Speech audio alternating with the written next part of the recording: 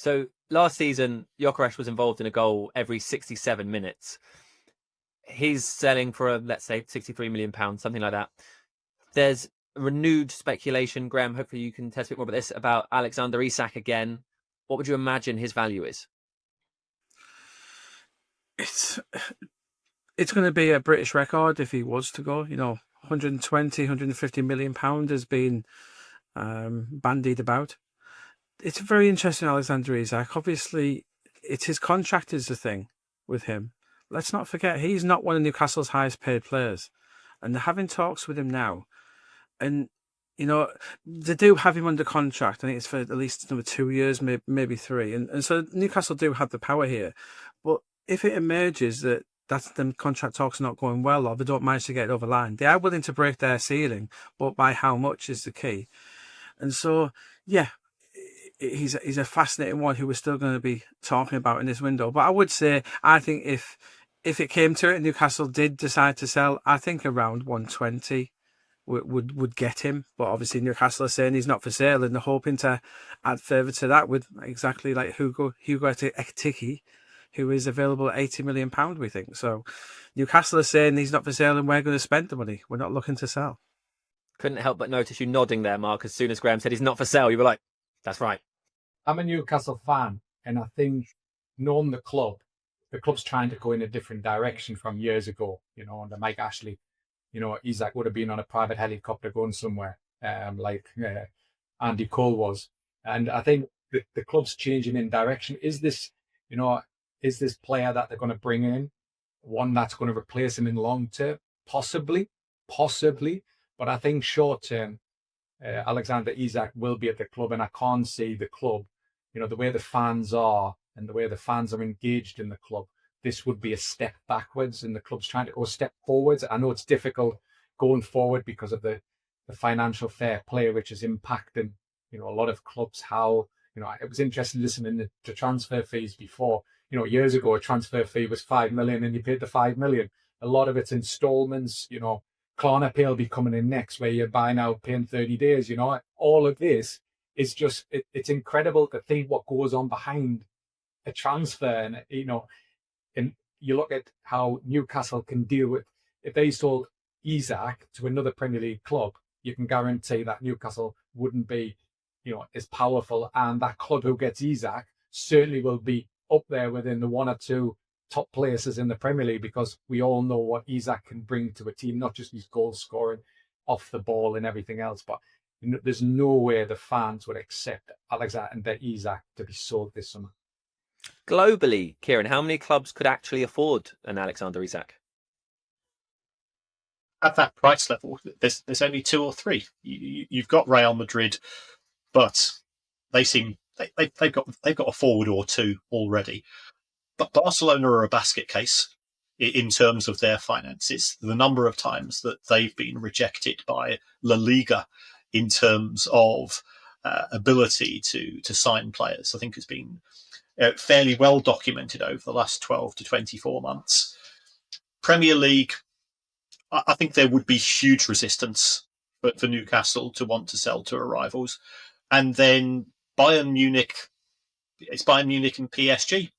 That's it. As far as you're concerned, if the player decides, actually, I want to maximise my earnings, then the Saudi Pro League is the option that they would choose. But we've seen with other players, probably at similar stages of their career, that they want to be on the biggest stages, which is Champions League. Newcastle can offer that. So then it comes down to, would he be willing to sign for another 12 months if they give him a substantial pay rise? Potentially, yes. And just because you do that doesn't necessarily mean that you can't be sold in 12 months' time anyway. You mentioned, we've sort of touched on Liverpool a few times in conversations without directly talking about them. Graeme, what do you know that's happening there? What's their transfer strategy for this summer? Because Barcelona obviously are very keen on Luis Diaz, allegedly potentially a link with Marcus Rashford as well. Obviously not Liverpool with Marcus Rashford. No, Barcelona. Yeah. Liverpool are keeping the powder dry at the moment. Obviously, there's a horrific situation regarding Diogo Jota, and that does impact on the squad. They were going to bring planning to bring a new number 9 anyway, which is still are planning to do. But the Luis Diaz situation is fascinating, where Luis Diaz sees it as 2 options available to him. He says to Liverpool, either give me a new contract or sell me. Well, Liverpool come back to him and said, well, there's a third option, Luis, where we keep you and don't give you a new contract. And unfortunately for him, that's how it's panning out at the moment. And if within football, they do think there's probably an 80 to 100 million pound deal there to be done, I must admit, I think, going back to what Kieran said about Saudi Pro League, I think Diaz might end up there, because I don't think Bayern or Barca are willing to pay that fee for him.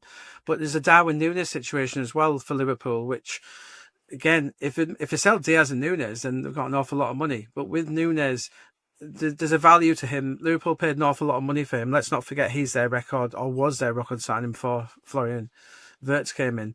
They want to get a good 60, 65 million. But the slight issue with Núñez is he wants to go to Napoli, and Napoli won't pay that fee. So it's a bit like the Rashford situation, where he's dug his heels in and said, I only want to go to Barcelona. Unfortunately for Manchester United, you've got a club in Barcelona who can't afford many transfer fees at the moment.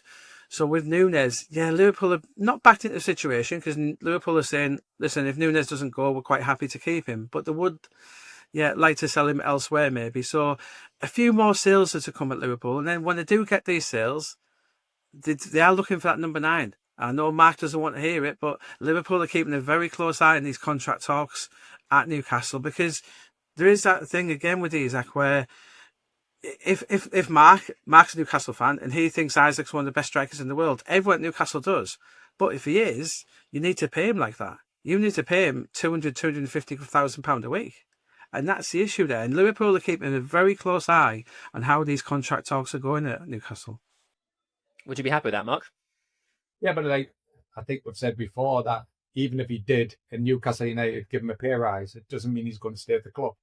I think, short term, I think what's the more difficult situation is, of course, Isak's probably the favourite player at the club at the moment. I think, he scored the second goal against Liverpool, that won us a trophy. All of these, he becomes a hero. We've never had a hero at the club for so long, since Alan Shearer, for example. And, we've now got a number 9 who can score goals. We brought Joe Linton in, if you remember, for 40 million, who was going to be a great striker and ended up being a better midfielder than he is a forward. So I think with Isak, is if they offered him 250,000, the problem is, does Bruno Guimaraes get upset? Does the other players around him get upset? And this what creates this, animosity, and can create a split in the dressing room. And I think Eddie Howe has a really good, dressing room. I think the way that they handle themselves after the matches with the photos and everything around the club is positive. He doesn't want to have, somebody upset in the dressing room, which can create with financials. I think Isak knows he's world class. I think he wants to be paid accordingly. But I think Isak's happy at Newcastle at the moment because he's loved. And I think he's worshipped, and everywhere I think the club want. And I think if you're a striker as well and you're scoring goals, yes, he's done it for 1 or 2 years. But I think now we're in the Champions League, we've got a chance now to progress as a club. And I think Isak wants to be a part of that short term. Long term, we don't know. And I think things can change very, very fast. Yes, Liverpool certainly are in for a number 9. Of course, everybody wants a number 9. Manchester United want a number 9. Everybody wants a number 9 as good as Isak can be. But I think, it would be crazy for Newcastle even sell for 150, because yes, it can help the financials, but how would you replace such a great striker?